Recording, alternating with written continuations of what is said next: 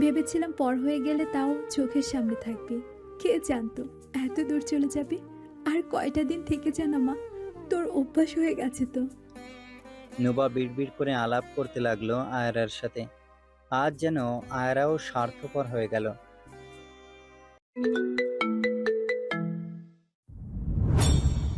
আমি তোমাকে কোথাও যেতে দেব না, বলে দিচ্ছি কিন্তু। মেয়ের মাথায় হাত বুলিয়ে হাজিরা কম্পিত কণ্ঠে বললেন, একটা সময় সবাইকেই যেতে হবে নুবাইয়া। এখন থেকে নিজেকে প্রস্তুত কর, মনকে শক্ত কর, বুঝলি? নুবা মাকে ছেড়ে দিয়ে বলল। আমি গোসলে গেলাম, অনেক হয়েছে। বলেই নুবা জামা কাপড় নিয়ে গোসলে চলে গেল। হাজেরা বেগম পিছন থেকে তাকিয়ে রইলেন, যেন সেই তার ছোট্ট নুবাটা দৌড়ে চলে গেল। হাজেরা বেগম চোখের পানি মুছে দীর্ঘ নিঃশ্বাস ফেললেন। আরহাম দাঁতে দাঁত চেপে বসে আছে। শুধু শুধু তার মায়ের কারণে এই স্থানে এখনো কোনো রকম গন্ডগোল হয়নি। আমিনা বেগম ছেলেকে হাঁসফাঁস করতে দেখে ইনিয়ে বিনিয়ে বললেন, আসলে অনেক কথা আছে তো, তাই এত আগে আসা। পরীর মা হেসে বলল, সমস্যা নেই, আপনারা যে এই গরিবের ভিটায় পাড়া দিয়েছেন এতে আমরা খুশি। আমিনা বেগম হেসে ছেলের দিকে তাকালেন। তারা বাড়ি থেকে বের হয়েছে 2টা নাগাদ। অনেক আগে থেকে হারুন মির্জা কথাবার্তা বলছিলেন এই ব্যাপারে। তাই দুপুরে বেশ আয়োজন করা হয়েছে পরীদের বাড়িতে। তাই দুপুরে এখানেই খাওয়া দাওয়া হয়েছে। সবাই বাড়ি থেকে খেয়ে গেলেও সম্মান রাখার ক্ষেত্রে পরীদের বাড়িতে লাঞ্চ করেছে। তবে আরহাম তো খাবেই না। এক প্রকার যুদ্ধ করে তাকে খাওয়ানো হয়েছে, তাও কোনো রকম। ফ্ল্যাট ভাড়া নিয়ে থাকে তারা। নিজের জমি জমা আছে, তবে গ্রামে। আপাতত ফ্ল্যাটের ছোট্ট লিভিং রুমে সবাই বসে আছে। আরহামের ঘাম ছুটছে শরীর দিয়ে। তার এখানে আসাই ঠিক হয়নি। সে তো আসবেই না। তাই আমিনা ছেলেকে আনার জন্য নাতিকে নিয়ে বাড়ি থেকে বের হয়ে বলেছেন, আজ যদি তুই না আসিস তবে আয়রাকে পরীর কাছেই রেখে আসবো। আরহামের মায়ের ধান্দা ভালো লাগেনি। তাই মেয়ের জন্য এক প্রকার নিজের সাথে যুদ্ধ করে এসেছে। সবাই খোশ গল্প করছে। পরীকে এখনো আনা হয়নি, তাকে রেডি করানো হচ্ছে। অবশ্য খাবারের সময় কয়েকবার আমিনা বেগমের সাথে পরীর কথা হয়েছে। পরীর এই সম্পর্কে অমত নেই। মানুষটাকে তার ভালো লেগেছে, হোক এটা দ্বিতীয় বিয়ে। হারুন মির্জা মুস্কি হেসে বললেন, অনেক তো কথা হলো, এবার মেয়েকে আনুন। না মানে ছেলে আমার খুব অধৈর্য। আরহাম হারুন মির্জার কথায় দাঁতে দাঁত চাপলো। ইচ্ছা করছে সব ধ্বংস করে দিতে, তবে আয়রা যে তার মায়ের হাতে। সে বলেছে কিছু উল্টাপাল্টা করলে আয়রাকে নিয়ে টান দেবে আমিনা। এই নিয়েই ভয়ে আছে সে। হারুন মির্জার কথায় পরিবার বাবা পরশ হাওলাদার মুস্কি হেসে বললেন, মেয়েকে তো আপনারা গত 2-3 মাস ধরে পর্যবেক্ষণ করছেন, তবু একটা রিচুয়াল আছে, তাই আজ এই আয়োজন। আমিনা বেগম হেসে বললেন। হ্যাঁ, তা তো আছে ভাই। এদিকে হানিমুন থেকে কয়দিন আগে ফিরেছে আরাফার আর ঈশিতা। আজ তারা আসতে চাইছিল না, তবু আসতে হলো। বিয়ের প্রায় 1 থেকে 2 মাস কেটে গেল, বুঝতেই পারলো না তারা। মনে হচ্ছে এই 2 দিন আগে বিয়ে হলো। আরাফ চুপচাপ, ঈশিতা কড়া নজরে রেখেছে তাকে। বলেছে আজ যদি উল্টাপাল্টা চোখে পরীর দিকে তাকায় তবে বাড়িতে যেয়ে তার চোখ তুলে ফেলা হবে। ব্যাস, এটা শোনার পর আরাফ উপর দিয়ে একদম নিষ্পাপ হয়ে গেছে। তবে মনে মনে অন্য কিছু চলছে। আরহাম অস্থির হয়ে উঠল। পাশে বসে থাকা আমিনাকে বলল, মম, আমি উঠছি, আমার নিঃশ্বাস বন্ধ হয়ে আসছে। আমিনা বেগম চোখ গরম করে বললেন, এখনই উঠবো, চুপচাপ বস। কিছু সময় পরেই পরীকে একটি জামদানি নীল রঙের শাড়ি পরিয়ে নিয়ে আসা হলো। পরি এসে সবাইকে সালাম দিল। অতঃপর তাকে আরহামের বরাবরের বসানো হলো। আরহাম হাঁটুর উপর 2 হাত একসাথে চেপে ধরে বসে আছে। বিরক্ত লাগছে তার। আমিনা বেগম পরীকে দেখে মুচকি হাসলো আর বলল, কেমন আছো মা? পরি শান্ত কণ্ঠে বলল, আলহামদুলিল্লাহ আন্টি, আপনারা কেমন আছেন? তোমাকে দেখেছি না, সবার মন ভালো হয়ে গেছে। একটু বেশি তেল লাগানো আমিনা বেগম পরীর আব্বু বলে উঠল। আপনারা যে কোনো প্রশ্ন করতে পারেন, আমার মেয়ে আল্লাহর রহমতে সব পারে। হারুন মির্জা এক পলক পরীর দিকে তাকিয়ে একটু হেসে বলল, তার বলতে আমার বেগম সবই খবর নিয়ে নিয়েছে। প্রথম দিন পরীকে দেখার পর থেকেই ছেলের বউ বানাবে ভেবে রেখেছে সে, তাই তো এই পর্যন্ত আসা। পরশ সাহেব দীর্ঘ নিঃশ্বাস ফেলে বললেন, আপনারা যে আসবেন তা আমি কল্পনাও করিনি। বড্ড খুশি হয়েছি। অতঃপর এভাবে খোশ গল্প চলতে লাগলো। আমিনা বেগম ছেলেকে খুঁচিয়ে ফিসফিস করে বলল, একটু সামনের দিকে তাকা, তাক লেগে যাবে। পরীকে নীল শাড়িতে হেপ্পি মানাচ্ছে। আরহাম দাঁতে দাঁত চেপে বলল, তুমি যদি আমাকে এই মুহূর্তে এখান থেকে বের হতে না দাও, তবে একটা বোম ফাটবে, যা তুমিও সামাল দিতে পারবে না। মান সম্মান নিয়ে টানাটানি হয়ে যাবে তোমার। আমিনা বেগমও বেশ তেজি কণ্ঠে বললেন, আমিও দেখব আমার ছেলে কি করে তার মাকে অসম্মান করে। আরশি চুপচাপ বসে আছে। কেন জানি পরীকে তার ভালো লাগলেও নিজের ভাবি হিসাবে মেনে নিতে পারছে না। এদিকে ইউকে যাওয়ার কথা ছিল তার, তা পড়ালেখা রেখে এসে ড্যাং ড্যাং করে রিহানের সাথে ঘুরঘুর করছে। কি একটা অবস্থা! পড়ালেখা চাঙ্গে, আমি ভাসি গাঙ্গে। আমিনা বেগম পরীর বাবা মায়ের সাথে কথা বলছে। এর ভেতরে আমিনা বেগম হারুন মির্জাকে কনুই দিয়ে খোঁচা মেরে চোখের ইশারায় কিছু বোঝালো। হারুন মির্জা আমিনার দিকে তাকিয়ে ফিসফিস করে বলল, একটু বেশি হয়ে যাচ্ছে না আমিনা? তোমার ছেলে এমনি ক্যাটক্যাট করছে। আরে তুমি বেশি বুঝো, যা বলছি তাই করো। হারুন মির্জা গলা ছেড়ে কেসে বললেন। আসলে একটা কথা ছিল ভাইজান। পরশ হাওলাদার হারুন মির্জার দিকে তাকিয়ে বলল, জি বলুন ভাই। না মানে বলছিলাম কি, পরীকে তো আমার এই 2-3 মাস ধরে চিনি, তাই না? আর কি নতুন করে চিনবো? তাই বলছিলাম যে ওকে আংটি পরিয়ে রেখে যেতে চাইছি, আর কি মানে এঙ্গেজমেন্টটা করতে চাইছি, যদি আপনাদের অমত না থাকে। আর আজকে যদি বিয়ের ডেটটা নির্ধারিত হয়ে যেত, তবে আমাদের জন্য ভালো হতো। কথাটা শুনে সবাই একটু অপ্রস্তুত হয়ে গেল, কারণ আজকে শুধু দেখতে আসার কথা ছিল। পরশ মির্জা ইতস্তত বোধ করে বললেন, বিয়ের তারিখ নয় ঠিক করা হলো, তবে আমরা তো আংটির ব্যবস্থা করি না, আগে বললে। আমিনা বেগম শান্ত কণ্ঠে বললেন, সমস্যা নেই, আমরা নিয়ে এসেছি ভাইজান, একদম চিন্তা করবেন না। আপনাদের কোনো আপত্তি না থাকলেই হলো। না না না, আপত্তি থাকবে কেন, তবে পরি যদি একটু বলতো। বলেই মেয়ের দিকে তাকালো পরশ হাওলাদার। পরি মাথা নিচু করে শান্ত কণ্ঠে বলল, আমার কোনো সমস্যা নেই। সবার মুখে এরকম কথা শুনে হতভম্ব হয়ে গেল আরহাম। তার মানে এরা সব প্ল্যান করে এসেছে? আরহাম মায়ের দিকে তাকিয়ে দাঁতে দাঁত চেপে বলল, হাত ছাড়ো। আমিনা বেগম ছেলের হাত ধরে বসিয়ে রেখেছেন। হাত ছাড়ো, না হলে অভদ্র মতো ছাড়াতে সময় লাগবে না। সবাই আরহামের দিকে তাকালো। আমিনা বেগম পরিস্থিতি নিয়ন্ত্রণে আনতে একটু হেসে বলল, ওয়াশরুমটা কোন দিকে? আরহামের শার্টে একটু ময়লা ভরে গেছে। পরীর ছোট বোন পিউর দিকে তাকিয়ে পরশ হাওলাদার বললেন, পিউমা আন্টিকে একটু ওয়াশরুমটা দেখে দিয়ে আসো। আমিনা বেগম আয়রাকে হারুন মির্জার কাছে দিয়ে ছেলেকে নিয়ে উঠে দাঁড়ালো। তিনি পড়েছেন মহা বিপদে। না পারছেন সবার সামনে কিছু বলতে, আর না পারছেন সামাল দিতে। কোনো এঙ্গেজমেন্ট করছে না আমি। আমিনা বেগম ছেলেকে শাসিয়ে বললেন, কেন, সমস্যা কি? পরীর ভিতরে কমতি কি আছে? আরহাম রাগে হাঁসফাঁস করে বলল, আমাকে এখান থেকে যেতে দাও মম, না হলে ভালো হবে না। আস্তে কথা বল, কেউ শুনে ফেললে কি ভাববে? উফ, বিরক্ত লাগছে আমার। আমিনা বেগম দীর্ঘ নিঃশ্বাস ফেলে বলল, পরী তোর বউ হবে, এটাই আমার শেষ কথা। আজ যদি তুই আমার কথার অমান্য করিস, তবে এখান থেকে আমার লাশে পাড়া দিয়ে যাবি। সারা জীবন তোর কথা আমি শুনেছি, আজ তুই শুনবি। এনাফ ইজ এনাফ মম, অতিরিক্ত করছো। আচ্ছা, তাহলে মরা মুখটা দেখিস আমার। আরহাম হতভম্ব হয়ে বলল, কিরকম ক্রিটিক্যাল বাঙালির মাদের মতো ফিল্মি ডায়লগ মারছো তুমি? অসহ্য লাগছে আমার। আমিনা বেগম কিছু সময় চুপ থেকে বলল, পরী খুব ভালো একটা মেয়ে, ওর সাথে ভালো থাকবি। এর থেকে বেশি না বলতে চাই না শুনতে চাই। তোর কাছে হাত জোর করছি। তোর বাপ বুক টান টান করে এই বাড়িতে ঢুকেছে, আর সেইভাবেই মাথা উঁচু করে যাতে যেতে পারে। উল্টাপাল্টা কিছু করবি তো বুঝে নিস, তোর মা তোর জন্য মরেই গেছে। বলেই আমিনা বেগম ওখান থেকে সরে গেল। আরহাম হাত মুঠোবদ্ধ করে নিল।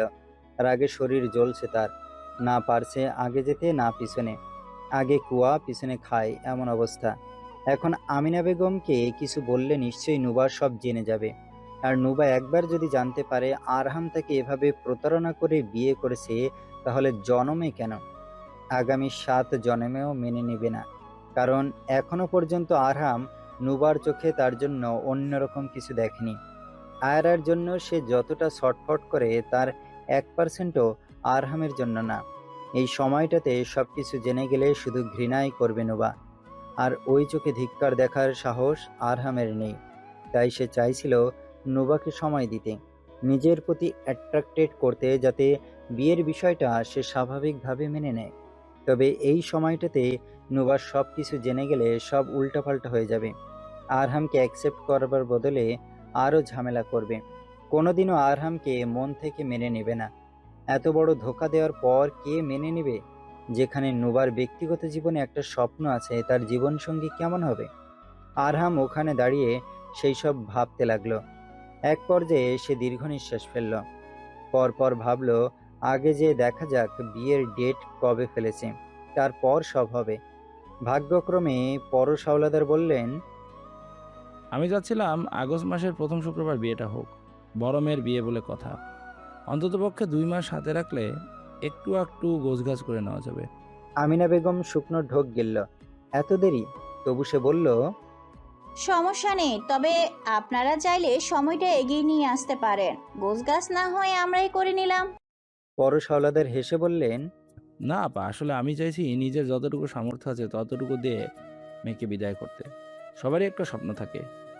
হ্যাঁ হ্যাঁ, তা তো আছে। হারুন মির্জা স্ত্রীর দিকে গরম চোখে তাকিয়ে ফিসফিস করে বললেন, আক্কেল জ্ঞান আছে তোমার? যা মুখে আসে তাই বলে ফেলো। কি ভাববে তারা টাকার কোমর দেখাচ্ছ? আমিনা বেগম ঠোঁটে ঠোঁট চেপে বললেন, না মানে, আমি বুঝতে পারিনি। হারুন মির্জা পরশ হাওলাদারের দিকে তাকিয়ে মুচকি হেসে বললেন, কোনো সমস্যা নেই ভাইজান, তাহলে এটাই কথা রইল। আমাদের শুধু মেয়ে লাগবে, আর কিছু না। কথাটা শুনে সবাই একটু হাসলো। এসে 2 মাস পর বিয়ের ডেট ফেলা হয়েছে দেখে আরহাম যেন একটু শান্তি পেল। প্রায় 3 মাস হাতে আছে, আর এই মাসের মাত্র 7 তারিখ। সো এই সময়ের ভেতরে নোবাকে পটিয়ে ফেলতে পারলে পরি যাক নদীতে। কিন্তু কিভাবে এটাই বুঝতে পারছে না।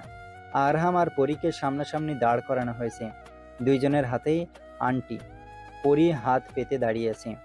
আমিনা বেগম পাশে দাঁড়িয়ে ছেলেকে বলছে পরীকে আন্টি পরিয়ে দিতে। তবে আরহাম ঠ্যাডার মতো দাঁড়িয়ে আছে। পরি হাতটা আর একটু এগিয়ে দিল, তবে আরহামের কোনো হেলদোল নেই। শেষ পর্যন্ত না পেরে আমিনা বেগম সবার দিকে তাকিয়ে হেসে শান্ত কণ্ঠে বললেন, ছেলে পড়াতে হবে এমন তো কোনো কথা নেই। আমার সময় আমার দাদি শাশুড়ি পড়িয়ে দিয়েছিল, তবে আমার শাশুড়ি তো আসেনি। আমি না হয়। বলেই এগিয়ে এসে আরহামের হাত থেকে আন্টি নিয়ে পরীকে পরিয়ে দিলেন। পরপর ছেলের বাম হাত টেনে পরীর সামনে ধরে বললেন, মা, তুমি পড়িয়ে দাও। পরি মিষ্টি হেসে হাত এগিয়ে নিয়ে আসলো। আরহাম তার হাত পিছনে নিল। আমিনা বেগম বিড়বিড় করে বললেন, আরহাম, কি করছিস? আমিনা বেগম টেনে ধরলেন ছেলের হাত। পরি বুঝতে পারল আরহাম হয়তোবা এই বিয়ে নিয়ে বিব্রত, তাই এমন করছে, তবে সে সব সামলে নেবে। পরি আন্টি পরাতে আসলো। আরহাম ঠোঁটে এক চিলতে হাসি দিয়ে ইতরের মতো সব আঙুল একটা একটা করে বুঝিয়ে ফেলল। হাত মুঠোবদ্ধ হয়ে আসলো তার। আমিনা বেগম রাগে ফেটে বললেন, আরহাম, বাচ্চা হয়ে গেছিস? পরি দীর্ঘ নিঃশ্বাস ফেলল। একে সামলাতে গেলে তার ধৈর্যবান হতে হবে। আরহাম পরপর আস্তে আস্তে মিডিল ফিঙ্গার মুঠো থেকে বের করে পরির দিকে তাকিয়ে বলল, কাম অন। পরি চোখ তুলে আরহামের দিকে তাকালো। এদিকে আমিনা ছেলের কাণ্ড দেখে রেগে যাওয়ার বদলে হতাশ, একদমই হতাশ। পরি ঠোঁটে ঠোঁট চেপে এগিয়ে আসলো মিডিল ফিঙ্গার অ্যাপড়ানোর জন্য। সাথে সাথে আরহা হাত সরিয়ে নিল। সামনে আমিনা বেগম দাঁড়িয়ে থাকায় আমিনা বেগমের পিছনে থাকা কেউ এইসব কাণ্ড দেখতে পেল না। হাত সরিয়ে নেওয়ায় পরি চোখ তুলে আরহামের দিকে তাকালো।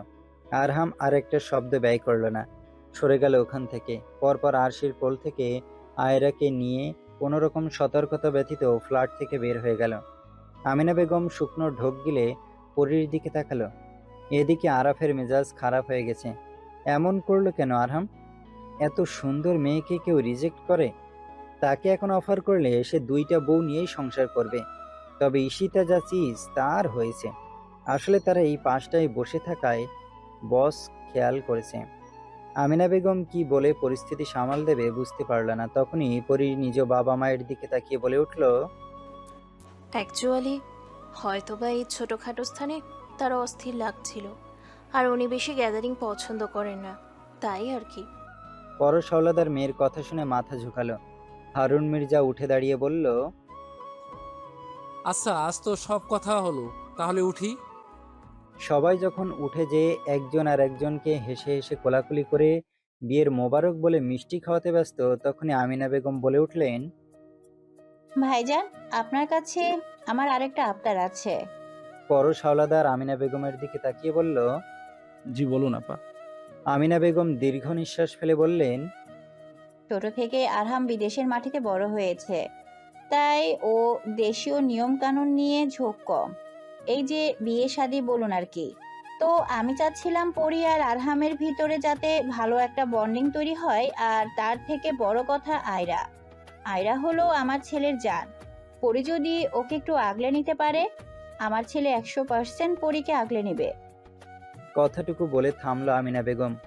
অতঃপর জিভ দিয়ে ঠোঁট ভিজিয়ে বলল, তাই আমি চাচ্ছিলাম যে বিয়ে 2 সপ্তাহ খানিক আগ পর্যন্ত, মানে এই 2 মাস পরই আমাদের বাড়িতেই থাক।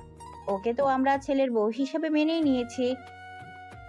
আমাদের বাড়িতে থাকলে ভালো হবে কি, আয়রা আর আরহামের সাথে ভালো একটা সম্পর্ক তৈরি হবে। তখন বিয়ের পর কোনো সমস্যা হবে না।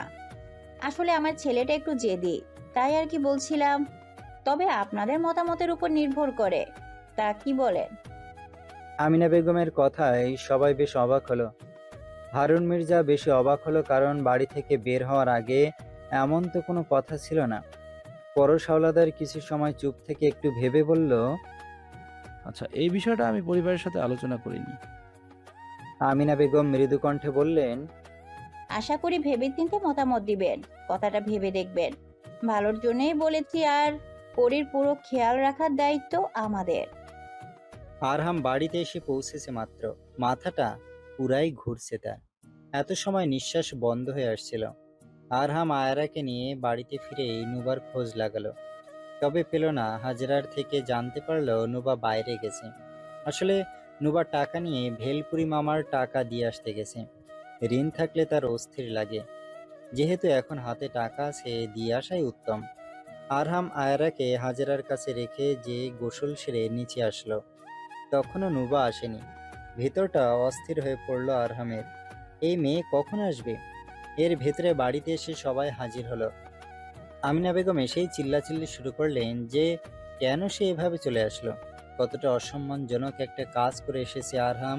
এদিকে হারুন মির্জা স্ত্রীর উপরে ক্ষেপে আছেন। ঈশিতা আরাফের সাথে বাঁধিয়েছে, ওখানে বসে ঈশিতার সামনে পরীকে চোখ দিয়ে গিলে খাচ্ছিল। এদিকে বেচারি আরশি রিহানের সাথে ঝগড়া হয়েছে। দুপুর থেকে বিকাল হয়ে গেল, 7-8 বার কল দিছে, কেন ধরেনি তাই? সে কি করে ধরবে? মা বাবার সামনে ছিল যে। বাড়িতে এসেই এক হই হুল্লোড় পড়ে গেল, যেন মাছের বাজার।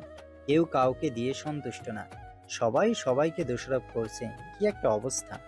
এদিকে হাজেরা আর তানিয়া এদের চেঁচামেচি দেখতে ব্যস্ত, কেউ কিছু বুঝতে পারছে না। নুবা রাস্তা দিয়ে হাঁটছে। ভেলপুরিওয়ালা মামার বিল চুকিয়ে দিয়ে এসেছে, তবে এখন আর বাড়ি ফিরতে মন চাইছে না। কেন জানি অস্থির লাগছে তার। এই ভেবেই নুবা বাড়ির দিকে আস্তে আস্তে হেঁটে যাচ্ছে। এক পর্যায়ে নুবা নিজের প্রতি বিরক্ত হলো। অতঃপর রাস্তায় দাঁড়িয়ে একটা রিক্সা নিয়ে বাড়ির উদ্দেশ্যে রওনা হলো। লিভিং রুমের অর্ধেক জিনিস ভাঙা শেষ অলরেডি। একে তো বাড়িতে এসে নুবাকে পায়নি, তার উপর চেঁচামেচি। সব কিছুতে ধৈর্যহারা হয়েছে আরহাম, তেতে উঠেছে। এদিকে আরহামকে রাখতে দেখে সবাই চুপ হয়ে গেছে। আরহাম টি টেবিল ফ্লোরে আছাড় মেরে বলল, শুধু তোমার কারণে চুপ ছিলাম আমি। ওই মেয়েকে আমি বিয়ে করতে পারবো না। পারবো না মানে পারবো না। শেষটুকু চিকিৎসা করে বলল আরহাম। আমিনা বেগম রেগে উঠে বললেন, তোর ভালোর জন্যই তো করছি।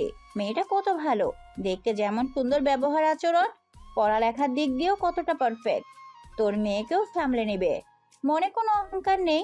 কত কষ্ট করে ওর বাবা মাকে রাজি করালাম। সমস্যা কি তোর? হ্যাঁ, কে করবে তোকে বিয়ে? একে তো আচরণে ঠিক নেই, তার উপর বিবাহিত, এক সন্তান আছে। মেয়েটাকে বোঝানোর পরেই তাও রাজি হয়েছে শুধু আয়রার কথা ভেবে। আর তুই তুই সব বেহেশতে দিচ্ছিস। এখন যা, যে না করে দে, যাতে আমাদের মান সম্মান সব ধুলোয় মিশে যায়। যা, দূর হ। চিৎকার করতে করতে আমিনা বেগম হাঁপিয়ে উঠলেন। আরহাম দাঁতে দাঁত চেপে মায়ের দিকে তাকিয়ে বলল, ওকে, আমাকে নিয়ে সমস্যা। আমাকে নিয়ে তোমাদের যেহেতু মান সম্মান যাচ্ছে, তাহলে তোমাদের আমাকে নিয়ে ভাবতে হবে না। এখনই চলে যাচ্ছি আমি, এখনই চলে যাব। তোমাদের যা ইচ্ছা তাই করো। বলেই রক্তাক্ত হাত নিয়ে হাজরার দিকে এগিয়ে গেল। হাজরা কিছুটা ভয় পেয়ে পিছিয়ে গেল। আরহাম যে কম্পিত হাত এগিয়ে দিয়ে বলল, দিন। হাজরা আয়রাকে এগিয়ে দিল। আরহাম আয়রাকে কোলে নিয়ে কোনোরকম শব্দ ব্যতীত বাড়ি থেকে বের হয়ে গেল। আমিনা বেগম ওখানেই বসে পড়লেন। হারুন মির্জা দীর্ঘ নিঃশ্বাস ফেলে বললেন, আমি বলেছিলাম ওর ব্যাপারে নাক না গলাতে, বলেছিলাম তো। এখন দেখো কি হলো। কুকুরের পেটে ঘি হজম হয়, ওর ভালো করতে যেয়ে আরো খারাপ হলো তার কাছে। এখন শান্তি লাগছে, খুব শান্তি। সবাই নিস্তব্ধ, কারো মুখে কোনো কথা নেই। ভাবনার ভেতরে ছিল না আরহাম বাড়িতে এসে এত ভয়ঙ্কর হয়ে উঠবে। হয়তোবা সেখানে মায়ের মুখের দিকে তাকিয়ে চুপ ছিল। আমিনা বেগম কপাল চাপড়িয়ে কেঁদে উঠল। দোষটা কি ছিল তার? নিজের সন্তানের ভালো চাওয়া কি দোষ? নুবা বাড়ির সামনে সে রিক্সা থামাতেই দেখলো বাড়ি থেকে কেউ বের হয়ে চলে যাচ্ছে। আরহামের মতো লাগলো তার, তবে পাত্তা দিল না তার কি। নুবা রিক্সা ভাড়া চুকিয়ে দিয়ে ভিতরে চলে গেল। নুবা গুনগুন করে বাড়ির ভেতরে ঢুকে হতভম্ব হয়ে গেল। পুরো লিভিং রুমের অবস্থা নাজেহাল। আমিনা বেগম ফ্লোরে বসে আছেন, হারুন মির্জা সোফায়। আমিনা বেগম হাওমাও করে কাঁদছেন, বাচ্চাদের মতো প্রায় গড়াগড়ি খাচ্ছেন উনি। নুবার বুকটা ভারী হয়ে উঠল। কি হয়েছে আবার? নুবা ভাঙাচুরা সব জিনিসের দিকে এক পলক তাকিয়ে পাশে দাঁড়িয়ে থাকা মায়ের দিকে এগিয়ে যেয়ে বলল, কি হয়েছে মা? হাজরা ফিসফিস করে বলল, আরহাম বিয়েতে রাজি না, তাই এই ভাঙচুর করে আয়রাকে নিয়ে চলে গেছে। নুবা পিলে চমকে উঠল, অবাক কণ্ঠে বলল, কি কেউ আটকায়নি? না। নুবার নিঃশ্বাস যেন এখনই বন্ধ হয়ে যাবে। আয়রাকে নিয়ে চলে গেছে। আয়রাকে নিয়ে চলে গেছে কথাটা ভাবতেই তার গলার কাছে এসে কষ্টগুলো দলা পাকিয়ে গেল। নুবার মনে পড়লো এইমাত্র আহরাম বের হলো, সে যখন বাড়িতে ঢুকছিল।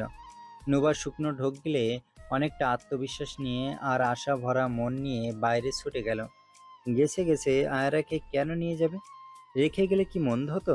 নুবা ছুটে বাড়ির বাইরে বের হয়ে আশেপাশে তাকালো। পরপর খেয়াল করলো আরহাম রাস্তার শেষ মাথায়। পিছন থেকে দেখেই চিনে ফেলল নুবা। পরপর আরও নজরে পড়লো সামনে গাড়ি, মনে হচ্ছে ওখানেই উঠবে সে। সেদিকে যাচ্ছে। নুবার বুকটা কেঁপে উঠল। অন্ততপক্ষে শেষবারের মতো আয়রাকে একটু চোখের তৃপ্তি ভরে দেখে নিলে মন্দ হয় না। নুবা দৌড়ে রাস্তা পার হলো। পিছন থেকে আয়রাকে ডাকতে লাগলো, আরু, আরহাম ভাই, আয়রা। আরহাম মাত্র গাড়িতেই উঠছিল, তবে চীনা কণ্ঠ শুনে পিছন ফিরে তাকালো। কোন এক লং গাউন পরা, হিজাব বাঁধা রমণী হাতে ছোট্ট ব্যাগ নিয়ে এদিকেই ছুটে আসছে। চিনতে সময় নিল না সে। আরহাম এক পলক নুবাকে আসতে দেখে আবারও সামনের দিকে তাকিয়ে ভাবলো বাদ দেওয়া উচিত এইসব। সে চলে গেলেই এই বাড়িতে আগের মতো শান্তি হবে। আসলেই শান্তি হবে। নুবা যদি তার ভাগ্যের থাকে তবে অবশ্যই সে পাবে। আবার ভাবলো পাখি যখন নিজেই হেঁটে হেঁটে আসছে, নিয়ে চলে গেলে কেমন হয়? না, মন্দ হয় না। তবে সে এমন কিছুই করবে না, কখনোই না। এটা করার হলে অনেক আগেই করতো। আরহাম তাও গাড়িতে উঠে বসলো আর ড্রাইভারকে বলল। স্টার্টার দাও। ড্রাইভার বলে উঠল, কিন্তু কেউ তো আপনাকে ডাকছে স্যার। যা বলেছি করো। কাউকে বেঁধে রাখবে না সে। তার জন্য কারো ক্ষতি হোক সে চায় না। যেভাবে খালি হাতে এসেছিল সেভাবেই খালি হাতে চলে যাবে। ড্রাইভার গাড়ি স্টার্ট দিল। নুবা দৌড়াতে দৌড়াতে হাঁপিয়ে উঠল। এইমাত্র আরহাম তাকে আসতে দেখল। তাহলে কি তাকে দূর থেকে চিনতে পারেনি, নাকি ইচ্ছা করে এমন করলো? গাড়ি চলতে শুরু করলে নুবার নিঃশ্বাস আটকে আসলো। আয়রাকে শেষবারের মতো দেখার আশা বোধহয় স্বপ্নই রয়ে যাবে। আয়রা কি আর কখনো এই বাড়িতে আসবে ভেবেই নুবার হাঁপিয়ে যাওয়া দৃষ্টি দুটো দিয়ে পানি গড়িয়ে পড়ল। নুবা দৌড়ে ডাকতে লাগলো আরহামকে, তবে নিষ্ঠুর আরহাম থামল না। এক পর্যায়ে নুবা হাঁপিয়ে যেয়ে হাঁটুতে ভর দিয়ে নিঃশ্বাস ফেলে চলন্ত গাড়ির দিকে তাকালো, যার কাছে দৌড়ে পৌঁছানো অসম্ভব। আরহাম গাড়ির বাইরে লাগানো ছোট্ট মিররের দিকে নুবাকে দেখল। মেয়েটা হাঁপিয়ে উঠেছে। আরাম দীর্ঘ নিঃশ্বাস ফেলে সামনের দিকে তাকালো। তখনই নুবা গগন ফাটিয়ে নিজের সর্বোচ্চ শক্তি দিয়ে আয়রা বলে চিৎকার করে উঠল। আর একবার শেষ চেষ্টা করে দৌড়াতে চাইল সে, তবে 2 কদম এগোতেই মুখ থুবড়ে উঁচু নিচু ধুলোর রাস্তায় পড়ে গেল। নুবার বুক ফাটা নিঃশ্বাসে ধুলোগুলো উড়ে গেল। থেমেও যেন থামল না কেউ। যেখানে থেকে এসেছিল, যেখানে চলে যাওয়ার জন্য রওনা হলো। যে ছুটার ছুটতে থাক, এক পর্যায়ে হাঁপিয়ে উঠে থেমে যাবে, তবে একবার কি পিছন ফিরে তাকানো উচিত ছিল? আয়রা বলে চিৎকার কিছুটা আরহামের কানে লেগেছে। যখনই সে চাইল, তখনই নুবা মুখ থুবড়ে পড়ে গেল, আর আরহামের বুকটা ধক করে উঠল। আরহাম সিটে হেলান দিয়ে বসেছিল। নুবাকে পড়তে দেখে সে সাথে সাথে সোজা হয়ে গেল। হাতের ইশারায় ড্রাইভারকে গাড়ি থামাতে বলল। নুবার এক পাশ ধুলো দিয়ে মেখে গেছে। সে ধুলো মাখা মুখ নিয়ে ছলছল চোখ করে গাড়িটার দিকে তাকালো। সাথে সাথে তার ঠোঁটে এক চিলতে হাসি ফুটে উঠল। নুবা আবারও উঠে দাঁড়ালো। গাড়িটা থেমেছে, তবে কি শুনলো তার কণ্ঠ? নুবা কোনো মতে দাঁড়িয়ে সেই দূরে দাঁড়িয়ে থাকা গাড়ির দিকে আঁকা বাঁকা পায়ে ছুটে গেল। আরহাম আয়রাকে নিয়ে গাড়ি থেকে নেমে দাঁড়ালো। ততক্ষণে নুবা প্রায় গাড়ির কাছে চলে এসেছে। পড়ে যাওয়ার ফলে মুখের এক পাশে ধুলোর বিচরণ। আরহাম ক্লান্ত নুবার দিকে তাকালো। নুবা ছুটে এসে বলদমার্ক একটা হাসি দিয়ে বলল, এত ডাকলাম শুনেননি? আরহাম কম্পিত কণ্ঠে বলল, না। কণ্ঠ কাঁপছে তার। নিজেই নিজের কণ্ঠ শুনে অবাক হলো সে। নুবা এক পলক আয়রার দিকে তাকালো, যে কিনা বরাবরের মতো মুখে আঙুল দিয়ে নুবার দিকে তাকিয়েছে। নুবা কম্পিত কণ্ঠে বলল, আপনি তো আমাকে দেখেছিলেন, চিনতে পারেননি? আরহাম সোজাসুজি উত্তর দিল। না। নুবা আয়রার গাল ছুঁয়ে বলল, শুনলাম চলে যাচ্ছেন। আরহাম মাথা ঝুঁকিয়ে বলল। হুম। নুবা আহত কণ্ঠে বলল, আবার কবে আসবেন? আরহাম ঠোঁট হেলিয়ে হেসে বলল, আর কখনোই না। তবে মরলে হয়তো বা লাশ এই দেশ পর্যন্ত আসতে পারে। নুবার বুকটা স্যাঁত করে উঠল। আসবে না তার মানে আয়রাও আসবে না? নুবা গলায় দলা পাকিয়ে কান্না আসলো। পরপর আয়রার দিকে হাত বাড়িয়ে বলল। একটু নেই। আরহাম মেয়েকে এগিয়ে দিল। আয়রাকে কোলে নিয়ে চুমু খেলো নুবা। ভাঙা কণ্ঠে বলল, চলে যাচ্ছেন? একবার আন্টির সাথে দেখা করে গেলে কি বেশি ক্ষতি হতো? আয়রা টানা এক বেলা পর নুবাকে পেয়ে বুকে মুখ বিচরণ করলো। নুবার চোখ ফেটে পানি চলে আসলো। আয়রাকে 2 হাত দিয়ে সোজা করে বুকের সাথে চেপে ধরে শখানিক চুমু খেয়ে বলল, আন্টি আপনাকে অনেক মিস করবে, অনেক। আবার সময় পেলে আসবেন, আমি অপেক্ষায় থাকবো। তবে আয়রা হয়তোবা কিছুটা ক্ষুধার্ত, তাই নুবাকে 2 হাত দিয়ে আঁকড়ে ধরে বুকে মুখ ডুবালো। নুবা কিছু সময় চুপ থেকে আরহামের দিকে তাকিয়ে বলল, ওর মনে হয় ক্ষুধা পেয়েছে। কত দূরের রাস্তায় যাবেন? ওর জন্য কিছু তো নেনও নি, একটু খাইয়ে দিই। হ্যাঁ। আরহাম উত্তর দিল না। নুবা উত্তরের প্রয়োজন বোধ করল না। রাস্তার পাশে মানুষ হাঁটার জন্য একটু উঁচু করে জায়গা তৈরি করে রাস্তা বানানো হয়েছে। নুবা আয়রাকে নিয়ে যেখানে বসে পড়ল, নিজের শরীরের ময়লা ঝাড়ল। আয়রার চোখে মুখে ময়লা যেতেই পারে। আয়রা নাক কুঁচকালো। নুবা আয়রার দিকে তাকিয়ে মিষ্টি হেসে বলল, ও কিছু না, একটু পড়ে গিয়েছিলাম, তাই ময়লা। বলে আয়রাকে এই রাস্তায় ফিট করাতে লাগলো। গায়ে বড় সুতির ওড়না তার, মাথায় মেটিং হিজাব, গোলা জামার সামনে দিয়ে চেইন লাগানো। এগুলো আয়রার জন্য লাগিয়েছিল নুবা। মাঝে মাঝে এই সুতির ড্রেসগুলো বাড়িতেও পরে নুবা, তাই আয়রাকে বুকে আগলে নিল নুবা।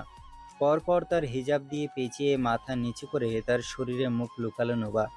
অতপর শব্দবিহীন কান্না করে উঠল। আরু বাবু চলে যাবে, আর আসবে না, আর কখনো না। নুবা ভারী কণ্ঠে বিড়বিড় করে বলল, ভেবেছিলাম পর হয়ে গেলে তাও চোখের সামনে থাকবি। কে জানতো এত দূর চলে যাবে। আর কয়টা দিন থেকে জানা মা, তোর অভ্যাস হয়ে গেছে তো। নুবা বিড়বিড় করে আলাপ করতে লাগলো আয়রার সাথে। আজ যেন আয়রাও স্বার্থপর হয়ে গেল। 10 মিনিট খানিকের ভিতরে নুবার বক্ষস্থল থেকে মুখ সরিয়ে নিল। নুবা আবারও ফিট করানোর চেষ্টা করলো, তবে মুখ সরিয়ে নিল সে। নুবার এত কষ্ট হলো, আর একটুখানি খেলে কি হতো? এই সময়টা তো তাকে পেত। তবে না, আর আয়রাও বাবার সাথে সবাইকে ছেড়ে চলে যাওয়ার জন্য উতলা হয়ে পড়েছে। কিছু মুহূর্ত পর নুবা কম্পিত হাতে আয়রাকে দিয়ে দিতে চাইলো আরহামকে, তবে পারল না। পরপর আর একটু দেখে নিল তাকে, একটু আদর করে দিল। ভাবলেই তার কলিজা কাঁপছে, এই আয়রা আর কখনোই জ্বালাবে না তাকে, কখনো না। নুবা অনেক কষ্ট করে বুকে পাথর চেপে আয়রাকে আরামের নিকট দিয়ে শুধালো। যেতেই হবে, না গেলে হয় না। নুবার চোখ বেয়ে উপড়ে পড়া নোনা পানি প্রমাণ করছে আয়রাকে সে কতটা ভালোবাসে। নিজের কাছে নিজেরই লজ্জা লাগলো, নুবার কি নির্লজ্জ সেই অন্যের সন্তানের জন্য কাঁদছে, যার প্রতি তার কোনো অধিকার নেই, তাও কাঁদছে। আজ থেকে নুবার খাওয়া দাওয়া খেয়াল রেখে খেতে হবে না, দিন রাত মিলিয়ে পর্যাপ্ত পরিমাণ ঘুমাতে হবে না, এতগুলো করে ওষুধ খেতে হবে না, অর্ধরাতে কেউ দরজায় এসে কড়া নাড়বে না, কাউকে নিয়ে সে জেলাস ফিল করবে না, কারোর সাথে আর খুনসুটি করা হবে না, তাকে ছাড়া অন্য কারো কোলে গেলে অভিমান করে দুটো রেগে কথা শোনানো হবে না। সব শেষ। কিছু সময় নীরবতা কাটলো। আরহাম দীর্ঘ নিঃশ্বাস ফেলে বলল। তাহলে আসি। নুবার ইচ্ছা করলো আরহামকে ধরে রাখতে, তাহলেই আয়রা যাবে না, তবে তো সম্ভব না। নুবা ছলছল চোখে আরহামের দিকে তাকিয়ে বিড়বিড় করে বলল। আচ্ছা, আরও বাবুর খেয়াল রাখবেন। আরহাম শুকনো ঢোক গিলে আয়রাকে নিয়ে গাড়িতে ওঠার জন্য পিছনে ঘুরল। তখনই নুবা আরহামের শার্ট আলতো করে টেনে ধরে মাথা নিচু করে ফুপিয়ে উঠে বলল। বাসায় সবাই অনেক কান্না করছে, বিশেষ করে চাচি। আপনি হুট করে চলে গেলে অনেকে কষ্ট পাবে। আপনি অন্তত পক্ষে একটা ভালো পরিবেশে যান। এভাবে অশান্তি লাগিয়ে প্লিজ, আমার যতটুকু বলার ছিল বলে দিয়েছি। আরহাম পিছন ঘুরে তাকিয়ে কাতর কণ্ঠে বলল। আমার সাথে যাবে? নোবা মাথা উঁচু করে আরহামের দিকে তাকালো। আরহাম চাপা নিঃশ্বাস ফেলে বলল। আয়রার জন্য যাবে আমার সাথে? আরহামের প্রশ্নে নোবা আরো কেঁদে উঠল, বিড়বিড় করে বলল। এটা কি আদৌ সম্ভব? আপনি বরং আয়রাকে দিয়ে চলে যান। আয়রা এখানে ভালো থাকবে, এখানে সবাই আছে। আপনি একা ওকে সামলাতে পারবেন না। বলেই নোবা আয়রার দিকে হাত বাড়িয়ে দিল। আরহাম নোবার কথা শুনে আহত হলো, বিড়বিড় করে বলল। আমি থাকলে বা না থাকলে কোনো যায় আসে না, তাই না?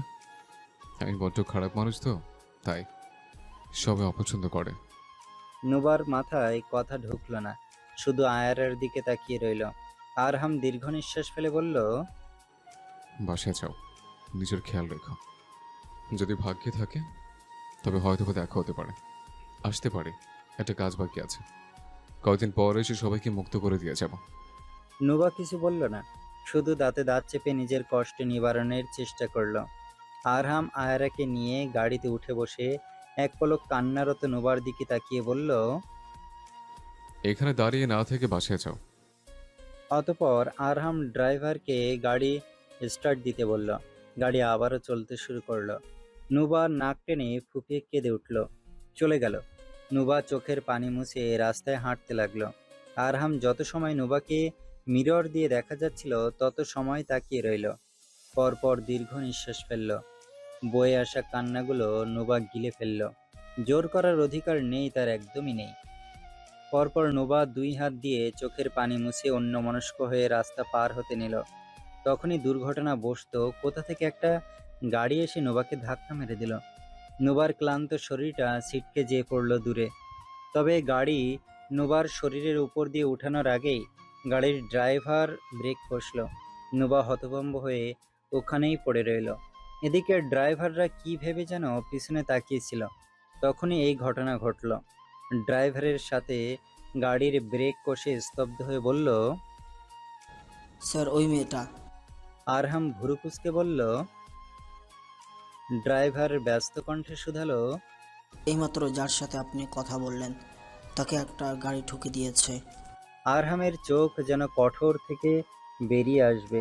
আরহাম চোখ বড় বড় করে বাইরে তাকালো। পরপর গাড়ির দরজা খুলে মেয়েকে সিটে রেখে বাইরে বের হয়ে দেখলো কিছুটা দূরেই অনেক ভিড় হয়েছে। আরহামের শরীরে যেন বরফ শীতল বাতাস বয়ে গেল। আরহাম চিৎকার করে উঠল। নবু! পরপর ছুটে গেল সে। নুবা টিপ টিপ করে তাকালো, কলিজা ধুক ধুক করছে তার। সবকিছু এলোমেলো লাগছে। এমন সময় গাড়ির ড্রাইভার এসে বিচলিত কণ্ঠে বলল, তুমি ঠিক আছো? নুবা শুকনো ঢোক গিলল, মাথা ঘুরছে। গাড়ির ড্রাইভার ব্যতীত কেউ এগিয়ে আসছে না। সবাই মোবাইল দিয়ে ভিডিও করছে, যেন এখানে সার্কাস চলছে। মানুষগুলো কতটা অমানুষ হয়ে গেছে, এমন একটা অবস্থায় সাহায্য না করে দূর থেকে দাঁড়িয়ে ভিডিও করছে, নাটক দেখছে। কি একটা অবস্থা! পরিস্থিতি নিয়ন্ত্রণের বাইরে যাওয়ার আগেই ভিড় ঠেলে আরহাম ছুটে আসলো। নুবার কিছুই হয়নি, গাড়ির স্পিড কম ছিল, শুধু ধাক্কা লেগেছে। তবে হঠাৎ কিছুটা জোরে ধাক্কা লাগায় ছিটকে পড়ার সাথে সাথে একটু ব্যথাও পেয়েছে। ভাগ্যে সেটা মেইন রোড না, ধুলোর রাস্তা, যার ফলে মাথা ফাটেনি। সত্যি কথা বলতে এটাকে আল্লাহর রহমত বলে, কারণ এর একটু পিছনে পাকা রাস্তা করা হচ্ছে। ভাগ্যে সেখানে পড়েনি, না হলে আজ শেষ দিন হতো। আরহাম এসে হাঁটু গেড়ে নুবাকে বুকে টেনে নিল। নুবা শরীরের ব্লু দ্য চ্যানেল পারফিউমের ঘ্রাণ টের পেয়েই বুঝতে পারলো এটা আরহাম। নুবার এই ঘ্রাণটা প্রচণ্ড ভালো লাগে, সে জানে না কেন। আরহাম বাড়িতে বা রুমে ঢুকলে এই ঘ্রাণে পুরো রুম মোমো করে ওঠে। তাই মাঝে মাঝে আরহাম আশেপাশে থাকলে নুবা টের পায়। নুবা টিপ টিপ করে তাকালো। আরহাম নুবার দুই গাল চেপে ধরে কম্পিত কণ্ঠে বলল, হাই ওকে নুবু, হ্যাঁ নুবু, তাকো আমার দিকে। নুবা ভিজ দিয়ে ঠোঁট ভিজিয়ে বিড়বিড় করে বলল, আমোকে। আরহাম নুবাকে নিজের বুকের সাথে আগলে নিল। বুকটা কাঁপছে, তার অনেক কাঁপছে, কেমন ভয় হচ্ছে। আরহাম আশেপাশে তাকাতে চাইলো যে কে এই কাজটা করেছে, আজ তাকে কবর দিবে। কিন্তু তার আগেই নুবা বিড়বিড় করে বলে উঠল, আপনি যাওয়ার আগে 3 বার বাধা পড়ে গেছে, এবার গেলে আল্লাহ নিরাশ হবেন। যেন আরহামকে আটকানোর জন্য এই দুর্ঘটনাটা ঘটল। তাই বললে আল্লাহ উত্তম পরিকল্পনাকারী। হয়তোবা সে না চাইলে এত সময় আরহাম এই এরিয়া ছেড়ে চলে যেত। আরহাম নুবাকে নিয়ে উঠে দাঁড়ালো। নুবা চুপ করে কিছু সময় মনোনিবেশ করে ভাবলো, যদি এখন সে বলে সে তেমন ব্যথা পায়নি, নির্ঘাতে লোকটা তাকে এভাবে ফেলে রেখে চলে যাবে। এর থেকে ভালো এই ব্যাটাকে আগে বাড়িতে নেওয়া উচিত। তাই ভেবে নুবা চোখ মুখ কুঁচকে বলল, আহ, অনেক ব্যথা হচ্ছে, একটু দাঁড়াতে পারবো না। আরহাম বিচলিত কণ্ঠে বলল, কোথায় লেগেছে? ওই বাচ্চাটাকে এখনো দেখছি, দাঁড়াও। নুবা আরহামের শার্ট আঁকড়ে ধরল। কত বড় বেয়াদব বেড়া! আমি মরে যাচ্ছি, আমাকে কোলে তুলবে, তা না, যাচ্ছে ড্রাইভারকে মারতে। আজব!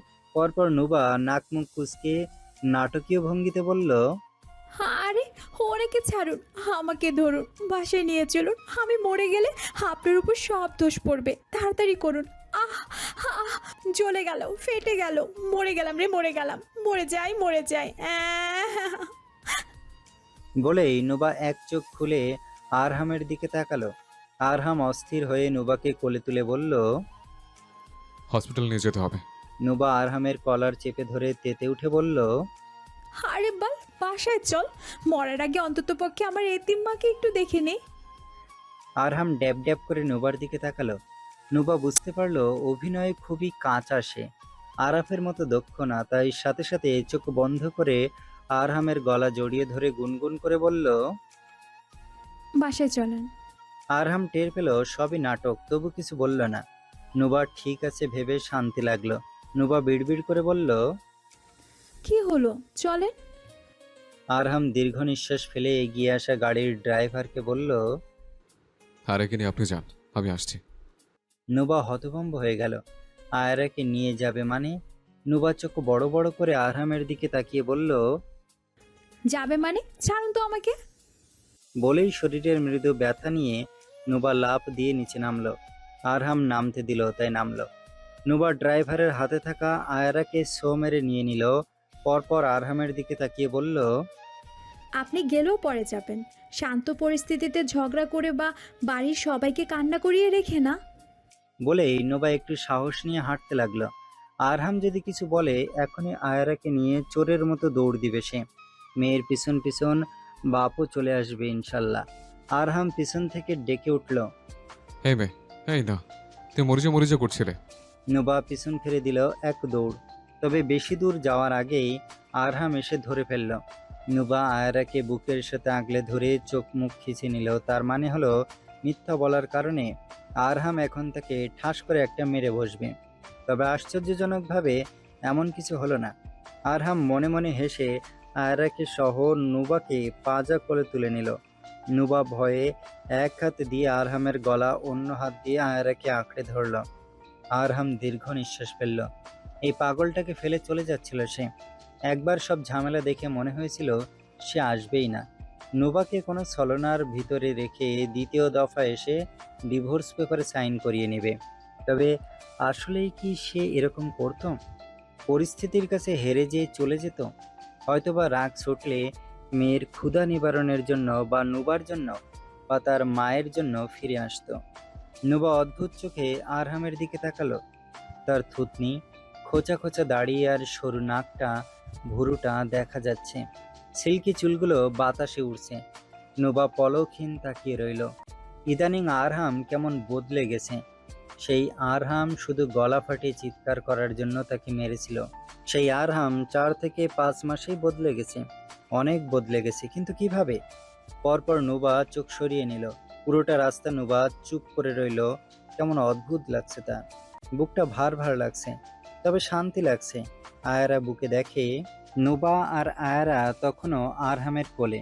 এই অবস্থায় ওদের নিয়ে বাড়িতে প্রবেশ করলো আরহাম। তবে বাড়ির অবস্থা বেশি ভালো না। আমিনা বেগমকে সোফায় শুয়ে রাখা হয়েছে, আর সে হাউমাউ করে কাঁদছে। হারুন মির্জা ব্যস্ত হাতে কাউকে কল দিচ্ছে, মনে হয় ডক্টর। ঈশিতা শাশুড়ির পা ডলে দিচ্ছেন। সবাই বিচলিত। এমন সময় 3 জনকে দেখে সবাই অবাক হলো। আরহাম আস্তে করে নুবাকে আর আয়ারাকে কোল থেকে নামিয়ে দিল। পরপর মম বলে একটা চিৎকার করে আরহাম দৌড়ে যেয়ে মায়ের কাছে হাঁটু গেড়ে বসলো। আমিনা বেগমের অতিরিক্ত টেনশনে দাঁতের দাঁত চেপে গেছে। হুঁচুনি উঠেছে তার, প্রেশার বেড়েছে। আরহাম মায়ের হাত ধরে উচ্চস্বরে বলল, মম, হোয়াট হ্যাপেন্ড? ওঠো, হসপিটাল নিয়ে যেতে হবে। তোমরা বসে আছো কেন? আরাফ ব্যস্ত কণ্ঠে বলল, ডক্টর আসছে, হসপিটালে নিয়ে যাওয়ার সময় নেই, ডক্টর অর্ধপথে। হারুন মির্জা বুঝতে পারছিলেন এখনই তার ওয়াইফ অসুস্থ হয়ে পড়বেন, তাই আগে থেকে ডক্টর কল করেছিলেন। পুরো বাড়িটার উপর দিয়ে যেন এক অদৃশ্য ঝড় বয়ে গেল। কিছুক্ষণ আগের কোলাহল এখন নিস্তব্ধতায় হারিয়ে গেছে। চারপাশে শুধু নীরবতা, কারো মুখে কোনো কথা নেই। প্রতিটা ঘর যেন নিজের ভেতরেই কোনো কষ্ট লুকিয়ে রেখেছে। জানালার বাইরে বাতাস চলছে, কিন্তু ভেতরের ঝড়টা আরো গভীর। সবাই চুপচাপ বসে আছে, যেন সময়ও কিছুক্ষণের জন্য থেমে গেছে। কেউ কারো চোখের দিকে তাকাচ্ছে না, শুধু অনুভব করছে সেই ভারী মুহূর্তটা। আরহাম চেয়ার নিয়ে মায়ের হাত মুঠো করে ধরে কপালে ঠেকিয়ে বসে আছে। বুকটা ভারী হয়ে আছে, সে বুঝতে পারেনি এভাবে আমিনা বেগম অসুস্থ হয়ে যাবে। আমিনা বেগমের মুখে অক্সিজেন, কারণ শ্বাসকষ্টের রোগী সে। হাতে স্যালাইন, তবে হসপিটালে নিয়ে যাওয়া হয়নি। জ্ঞান ফিরেছে, তবে চুপচাপ আছে। নুবা রুমের এক কোনায় ফ্লোরে আরাম করে বসে আছে। হারুন মির্জা স্ত্রীর পাশে বসা রুমে সবাই উপস্থিত আছে। কারো মুখে কোনো কথা নেই। সব থেকে আরশি অনেকটা ভেঙে পড়েছে, এখনো গুনগুন করে কাঁদছে আর আরহামকে মনে মনে গালি দিচ্ছে। তবে সবাই নীরব থাকার চেষ্টা করছে। কিছু সময় পর আমিনা বেগম কম্পিত হাত দিয়ে মুখের অক্সিজেন খুলে ফেলল। হারুন মির্জা বিচলিত কণ্ঠে বলল, খুলছো কেন? আমিনা বেগম অক্সিজেন মুখ থেকে সরিয়ে দীর্ঘ নিঃশ্বাস ফেলে বিড়বিড় করে বলল, আমার কোনো ছেলে নেই, ওকে এখান থেকে চলে যেতে বলো। বলেই আরহামের হাত থেকে নিজের হাত ছাড়িয়ে নেওয়ার চেষ্টা করলো। আরহাম মায়ের দিকে তাকিয়ে হাতটা আরো শক্ত করে চেপে ধরল। আমিনা বেগম উত্তেজিত হয়ে বলল, হাত ছাড়। আরহাম চোখের পলক ফেলে কম্পিত কণ্ঠে বলল, মম, প্লিজ। আমিনা বেগম চোখের পানি ফেলে বললেন, আমি মনে হয় শত্রু তোদের, তাই না? আমি শুধু তোদের খারাপ ভেবে কাজ করি, তোদের ভালো আমি দেখতে পারি না। আমার মনে হয় তোদের জন্ম দেওয়াই আমার ভুল হয়েছে। জীবন তো সার্থক তখন হতো যখন আমার সন্তানগুলো আমার কথা শুনতো। তার মাকে বুঝতো যে সে কেন এই কাজটা চাইছে। আমি কোনো দিনও তোদের ভালো চাইনি, শুধু খারাপ চেয়েছি। কারো লাগবে না আমার, সবাই যে যার মতো চল, আমাকে একা থাকতে দে, রুম থেকে বের হ। আরহাম দীর্ঘ নিঃশ্বাস ফেলে মৃদু কণ্ঠে বলল, আমি সরি মা, আমি তোমাকে বুঝতে পারছি না। তুমি আমার দিকটা বোঝার চেষ্টা করো। আমিনা বেগম কাতর কণ্ঠে বলল, মেয়েটার ভিতরে কি খারাপই আছে? তুই কি ভাবছিস শুধু সুন্দর দেখে আমি ওকে বউ করতে চাইছি? গত 2 থেকে 3 মাস ধরে মেয়েটাকে পর্যবেক্ষণ করেছি। ও খুব ভালো, তোকে আর আয়রাকে অনেক ভালোবাসবে। আমি কি করে বোঝাবো তোকে? বলতে বলতে আমিনা বেগমের চোখ দিয়ে পানি গড়িয়ে পড়ল। আরহাম মায়ের হাত ঠোঁটের সাথে চেপে ধরে চুমু খেয়ে বলল, আমি জানি তুমি আমার ভালো চাও, তবে আমিনা বেগম নাক টেনে বললেন, তবে কি? বাড়ির সবাই এই সম্পর্কে রাজি। তার উপর আশেপাশে খোঁজ নেওয়ার পর কোনো মানুষই পরীকে খারাপ বলেনি। তাহলে কি সমস্যা? একটা কারণ বল, অন্তত পক্ষে একটা তো বল, কি সমস্যা? আরহাম শুকনো ঢোক গিলে বলল। আমি আমি আরহাম ঠোঁটে ঠোঁট চেপে এক পলক নুবার দিকে তাকালো, যে কিনা বাচ্চাদের মতো চুপচাপ বসে আছে, চোখে মুখে কিছু জানার আগ্রহ। আরহাম দীর্ঘ নিঃশ্বাস ফেলে বলল, আমি নোবার মতো মেয়ে লাগবে, পড়ির মতো না, যে আমার মেয়েকে আগলে নেবে। আমিনা বেগম ছেলের কথা ধরতে না পেরে বিড়বিড় করে বলল, পরীর নোবার মতোই আরহাম তোর মেয়েকে আগলে নিয়েছে। তুই বললে বিয়ের পর পরীকে দিয়েই আয়রাকে ফিট করাবো, দুজনের বন্ডিং ভালো হবে।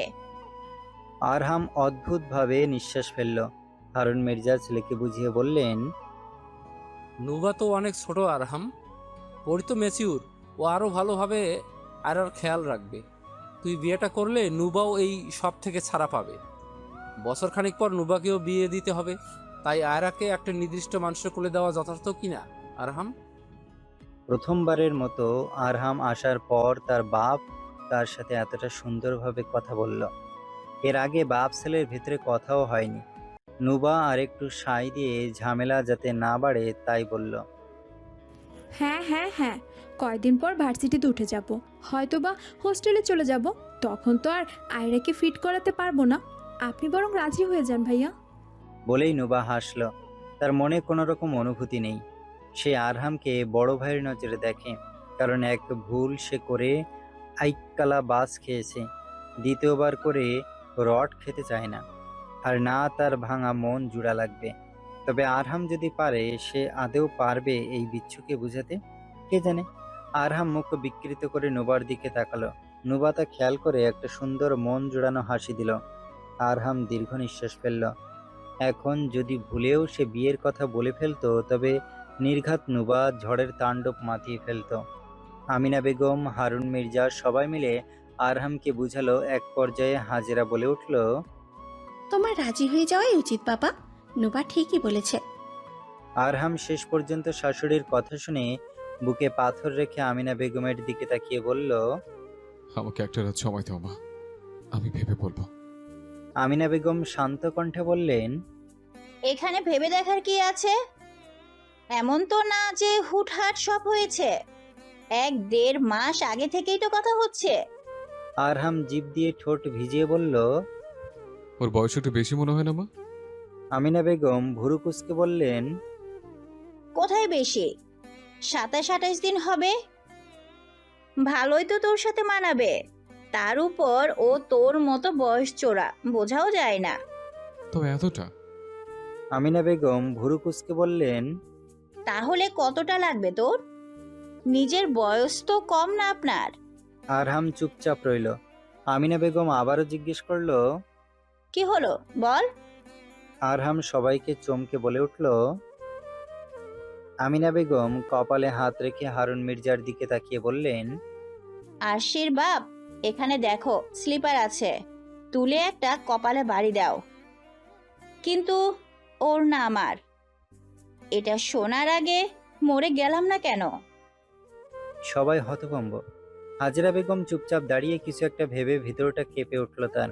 পরপর নুবার দিকে তাকিয়ে বললেন, নুবা নিচে চল, পুরো বাড়ি এলোমেলো হয়ে আছে, সব গুছাতে হবে। নুবা জামা ঝেড়ে উঠে দাঁড়ালো। পরপর মায়ের পিছন পিছন চলে গেল। আরশি দাঁড়িয়ে দাঁড়িয়ে মুখ বাঁকালো। 24-25 বললেও একটা মানানসই হতো। ডিরেক্টর 18-19, সে এতটা ছোট, ধরতে গেলে পোলাপাইন মাত্র একটু বেশি বয়সে পা রেখেছে। আরশি মুখ বিকৃত করে বলল, কে দিবে তোমাকে এরকম মেয়ে? আজব কথাবার্তা। পরি ম্যাম যে তোমার বেবি সহ তোমাকে একসেপ্ট করেছে, এটাই তোমার 7 কপালের ভাগ্য। একটা রুচি থাকা দরকার। ছি। বলতে বলতে আরশি রুম থেকে বের হয়ে গেল। নুবা বিরক্তি নিয়ে বলল, উফ, কি হয়েছে মা? রুমে টেনে আনলে কেন? তুমি নাকি সব গুছাবে? হাজরা বেগম অদ্ভুত কণ্ঠে বললেন। পরীক্ষা শেষ, ঘরের বাইরে বের হওয়ার প্রয়োজন নেই। নুবা ভুরু কুঁচকে বলল, আমি কবে বের হলাম? সব সময় তো বাড়িতেই থাকি। হাজরা মেয়েকে ধমকে বললেন, রুমেই থাকবি। আমি চাই না কোনো শকুনের নজর আমার সত্য ফোটা ফুলের উপরে পড়ুক।